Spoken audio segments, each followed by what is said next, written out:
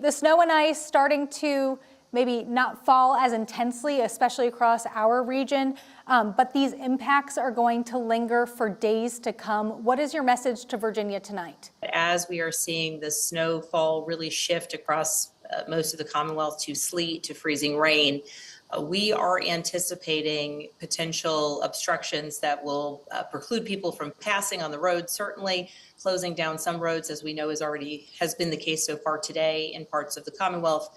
But importantly, we're expecting trees to come down, electrical lines to come down, and so we are still concerned with the very real possibility that many, many Virginians will lose power after it seems like the storm is over. Once we see freezing rain really take out some power lines. Importantly, as the temperatures lower on the pavement over the evening and into the early hours, we also worried about ice-covered streets and roads. So please, as people start to get out and about in the coming days, please be careful on the roadways. And if you can avoid going out, please do so. This week, clearly a very different picture from last Saturday with the inauguration. You have had a busy time issuing a state of emergency during your first week as governor, helping lead the Commonwealth through this winter storm. What are you feeling at this hour? And of course, what have you learned in the last several days?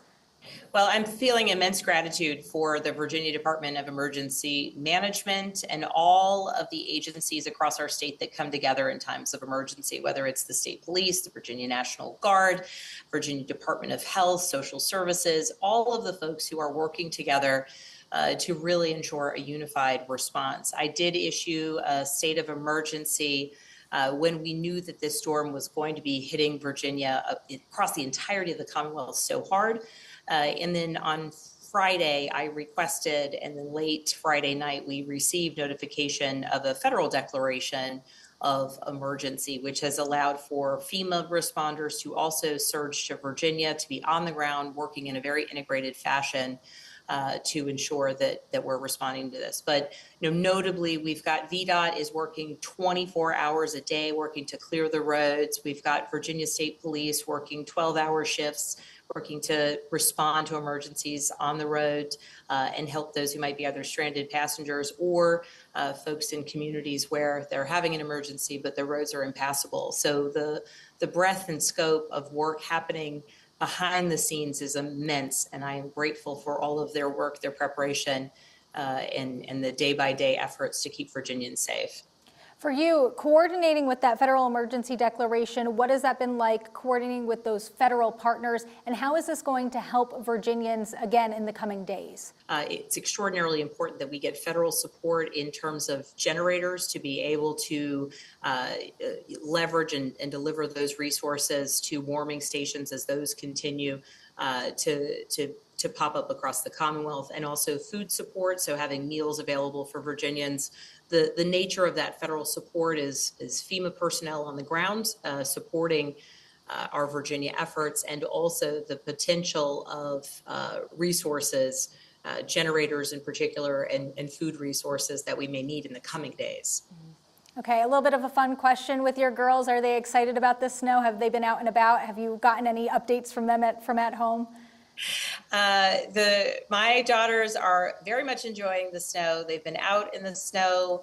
They know that school is already canceled. I've gotten reports of hot chocolate, lots of marshmallows, and so they are doing just fine.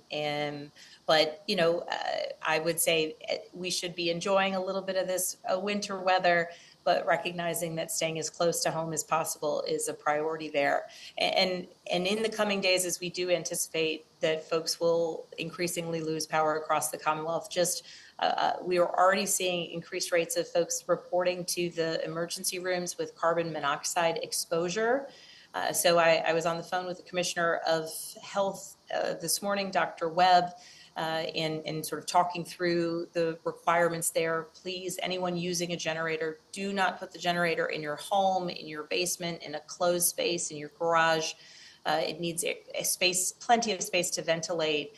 And certainly as people lose power in the coming days, our concerns are that people who might be using a generator for the first time will perhaps set it up in such a way that it could really create some toxic fumes that could harm human life, pets, and animals as well. Thank you so much. I appreciate your message to Virginia tonight. And if there's anything else you want to say, please let me know. But otherwise, I'll let you get back to the rest of your agenda. My office and Virginia Department of Emergency Management continues to push out information that may be of value. And I want to thank you and the news across Roanoke for pushing out invaluable information to help keep people safe. So thank you so much.